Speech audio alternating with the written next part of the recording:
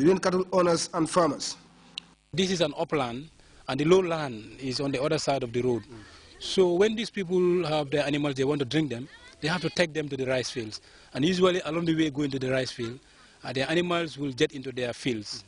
We realize that, okay, providing there's this scheme here will prevent or reduce the amount of conflict between animal owners and farmers. So the pond is providing that benefit. Reducing conflict between animal owners and farmers, at the same time storing the water, the excess water that goes to the village to create problem in the villages. The pond, which can last 3 months, has been welcomed by the villagers. Fatuba, the chairperson of the committee overseeing the pond, thanked ADWAC for the intervention, saying their cattle do not have to travel kilometers to access water. Perhaps the most innovative project that has had far-reaching ramifications on the livelihoods of this small community is the construction of this water harvesting and retention swale that has transformed this abandoned land into one of the most productive in Kerpate. The whole idea behind this project was to enhance groundwater recharge.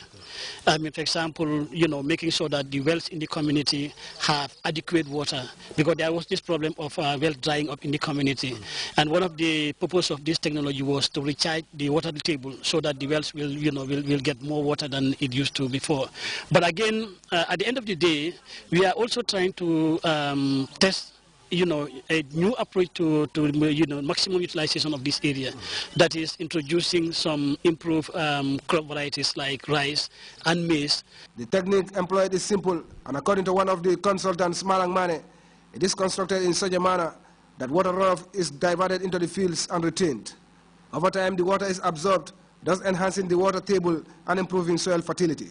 Look around, you have ponds constructed all over, and you also have, access, water access ways, at intervals. So what happened is that, because this place, when it was constructed, we had to plow it to make sure that it's so soft that when water is collected, because in the past, water that comes here used to flow out of the village, and it used to cause a lot of destruction in the community. But now what happened is that this water is compounded here, and after 2 days, it all goes down into the soil. This variety of upland rice and maize are thriving well in the field, also complemented with fruit trees that are expected to permanently alter the face of this piece of land. This technique is also employed on an even larger scale in Nauleru, a village not far from Kerpate. The village had been prone to flooding, which according to the Alcalo, had destroyed buildings. A number of upland bunds have been constructed to deliberately divert flood waters into the fields. The idea, according to ADWAC, is not only aimed at water retention, but also conserving soil fertility and protecting the environment. Another project site at Kintekunda in central Baliwu has also helped villagers reclaim over 200 hectares of farmland that had been rendered useless as a result of salt intrusion. This is about 5-kilometer dike, and it covers an area. Initially, our intention was to recover 120 hectares of land for rice cultivation. But as we are speaking today, the knock-on effect of the dike had increased the hectare to almost 230 hectares of rice fields that is now cultivated within this area. As you can see, when we are coming to the village, in the past few years, the rice wasn't grown there. No. But now rice can be grown as close to the village as possible, all because of the impact of this dike. Okay. The project, funded by ADWAC at a cost of $1 million, is expected to improve rice production in this community. Jula Tunkara, speaking on behalf of the women, said the dikes ensure that enough water is available in the fields to ensure that fields used to cultivate groundnut have now been turned into rice fields. For a community that prides itself in rice cultivation, this intervention by ADWAC could not have come at a better time. For the agency, such interventions form the bedrock of its existence as they work to empower communities to enhance sustainable livelihoods and ensure environmental preservation for future generations. Mamadou Diallo, GRTS.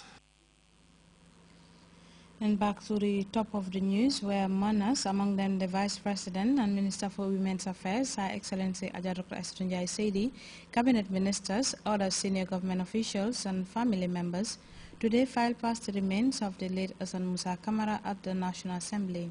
The former Vice President, during the early days of the PPP administration, died on Sunday at the age of 90.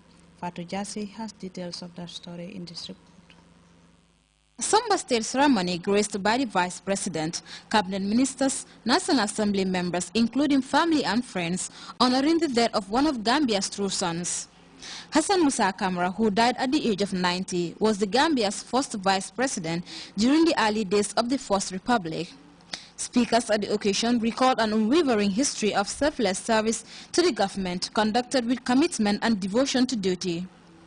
With reference to his brilliant record as a leader and politician, Fabakary Tombong Jatta highlighted several other appointments the deceased had manned besides the vice presidency. During his tenure as cabinet minister and a member of parliament, he not only served as the member for Kontora constituency, but also served in the various portfolios of government, key amongst which were Vice President and Minister of External Affairs from the 17th of September 1972 to May 1974. Vice President and Minister for Local Government from May 1974 to May 1977. And Vice President from August 1978 to May 1982. From 1982 to 1987, he was a member of Parliament for Kantora constituency. Those who are fortunate to work with the late Honorable Hassan Musa Camara can attest to the fact that he was indeed a very genuine person, a man of impeccable character, dedicated, patriotic, humble, and very supportive and caring. Colleagues who had worked and brushed shoulders with him remember a patriotic man with a great sense of humor, down to add an exceptional in all vocations. According to friends, he was a man full of humor, exemplary in conduct, and courteous in manner. All those who worked with him attested to these character traits of the late Hassan Musa Camara. As we bid farewell to him, I pray that Allah give us the fortitude to bear this irreplaceable loss and to grant the diseased-souled external rest in heaven. Hassan has held several very important portfolios, including labor, works, external affairs, local government. I think so. And then it culminated in him being appointed Vice President in the first instance. During that period, all of us had considerable regard and respect for him because of his forbearance, his talent, and above all, his sincerity. He's a man of integrity and wisdom. He was an educationist and a politician, but some of the people who were at KK in those years, in the 50s, this is a secret I share with some of us. He was actually also a wrestler. He used to wrestle those days. Some people can attest to that. And we remember asking him, why did you quit? He said, you know, he was so strong and he was winning all the time and he didn't want to hurt people. And that phrase alone describes who the late Honorable Hassan Musa Camara is. One of the fruits of the former Vice President's labor is Dr. Femi Peters. Going down memory lane, Dr. Femi recalled his days with the late Hassan. Memories he will forever cherish, for according to him, Camara did not only teach him in school, but greatly helped to mold him into what he is today. Hassan prepared me for common entrance before he entered politics. The year he entered politics, that year he prepared me for common entrance. Unfortunately, I went through and found my way to high school. It's also thanks to him. At this point in time, I don't think Hassan Musa should be idolized in death beyond what he was in life. All I want us all to remember is that he was a good and decent man who was open to everybody, throughout the political divide, throughout the departmental divide, throughout the religious divide, throughout the family divide. Hassan was there all the time. The Vice President and Minister of Women's Affairs, Her Excellency Dr. Aissatou Njie Sedi, emphasized what she illustrated as a great loss, not only to the Camara family, but to the entire Gambian populace. Madam Jai said he consoled the family, reminding them of God's ultimate to which man can only succumb. We all can attest to the fact that